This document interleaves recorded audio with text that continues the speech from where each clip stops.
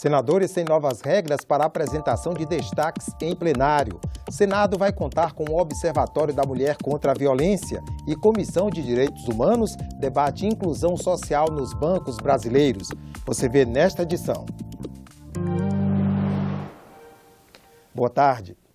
Responsável por quase 400 mil empregos, o setor bancário foi alvo de críticas em audiência pública interativa na Comissão de Direitos Humanos nesta segunda-feira. Senadores e especialistas cobraram um compromisso das instituições financeiras com a inclusão social. Em 2015, mesmo com o país sob os efeitos da crise econômica, os bancos acumularam lucros recordes. Mas esses não foram os únicos números a chamar a atenção pelo contraste. A composição da força de trabalho do sistema bancário revela uma profunda desigualdade. Em 2014, pulou para 80, caiu a quantidade de brancos para 82, caiu por quê?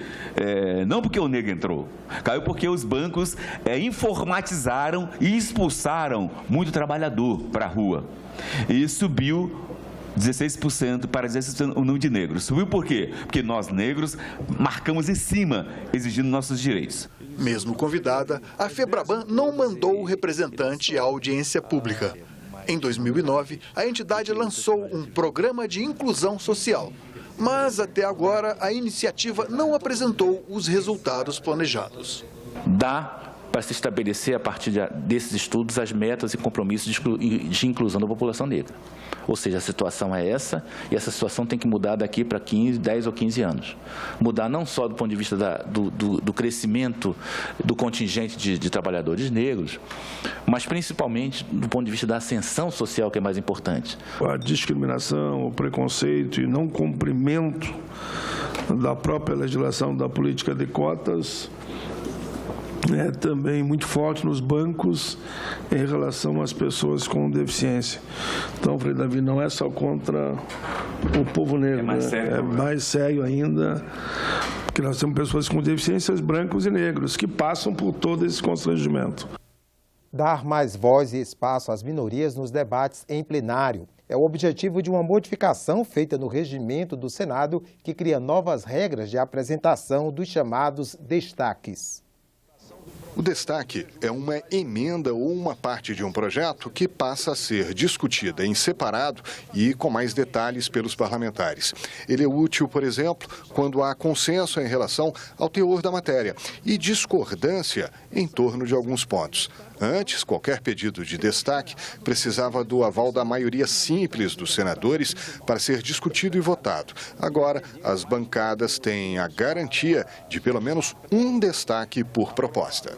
Este avanço que nós obtivemos, isto faz com que o regimento interno do Senado Federal seja muito mais flexível ao debate, à argumentação, e, sem dúvida alguma, podendo melhorar em muito os projetos que chegam sem que aquelas emendas que não foram acolhidas pelo nobre relator possam ser, aí sim, debatidas no plenário do Senado Federal e ter a votação favorável para que ela seja incluída ao texto. Pelas novas regras, a apresentação de destaque sem a necessidade de aprovação da maioria funciona assim.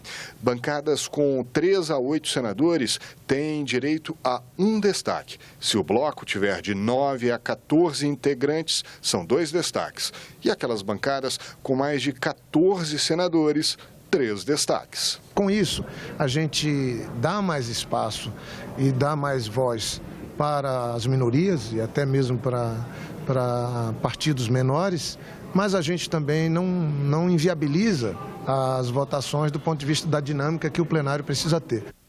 Esses destaques automáticos, que não precisam de autorização do plenário para serem debatidos, já são uma realidade na Câmara dos Deputados e nas votações do Congresso Nacional. A mudança só começa a valer após a publicação da resolução, que deve ser feita ainda esta semana. 425 vetos presidenciais estão na fila de votação do Congresso. Eles alteram 16 projetos aprovados pelos parlamentares. É o caso da repatriação de recursos e do reajuste do Bolsa Família.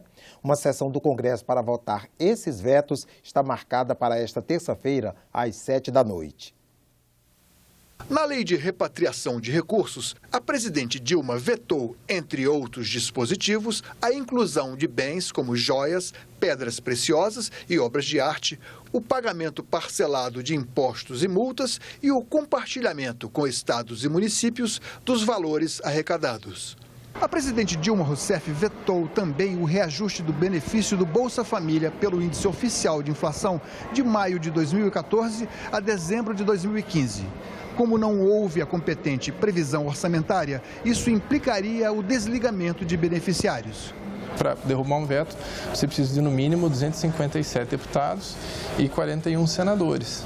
Se não é um assunto muito polêmico, a possibilidade desse veto ser derrubado é muito pequena, né? Porque senão é muito difícil você colocar lá 400 ou 500 deputados para dar um quórum possível de rejeição de um veto.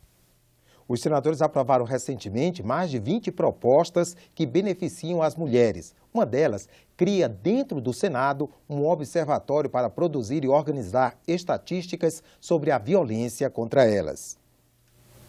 O observatório vai funcionar aqui. 9 pesquisadores vão recolher informações e organizar estatísticas. E o Instituto Data Senado vai fornecer os dados para a Comissão Mista de Combate à Violência contra a Mulher. Os estudos também ficarão disponíveis na internet. A ideia é criar informações úteis ao combate à violência contra a mulher que possam ser utilizados pelos senadores, pelo Senado, pelo Congresso, mas também por outras instituições governamentais, por ONGs, por todos aqueles que tenham interesse em combater esse tipo de violência. Para as senadoras, o observatório vai organizar as informações sobre o tema no país. Ele vai sistematizar todas essas informações desencontradas que nós temos no Brasil. Então, nós vamos ter um local onde vão caminhar para lá todas essas informações e aí nós vamos poder ter um diagnóstico exatamente do que ocorre, quais as regiões que mais vivem essa situação de violência. Ele é fundamental porque é um passo a mais que o Parlamento brasileiro dá no sentido de disponibilizar as suas estruturas na luta em favor das mulheres, né? Seja da igualdade no mercado de trabalho, na política e também no combate à violência. A presidente da Comissão Mista de Violência contra a Mulher diz que as pesquisas também vão ajudar a elaboração de projetos de lei de prevenção de agressões e melhoria de atendimento às vítimas. Segundo a senadora, a iniciativa vai trazer benefícios para a sociedade. Contribuir para que nós possamos prevenir, punir e erradicar esse mal, essa barbárie que ainda se acontece dentro e fora de casa. A violência contra a mulher é uma mancha na nossa história. 1 em cada 4 mulheres sofreu, sofre ou sofrerá algum tipo de violência na sua vida adulta. Você pode rever esta edição na nossa página senado.leg.br/TV. Lá você encontra também outras notícias, além de nossos programas e documentários.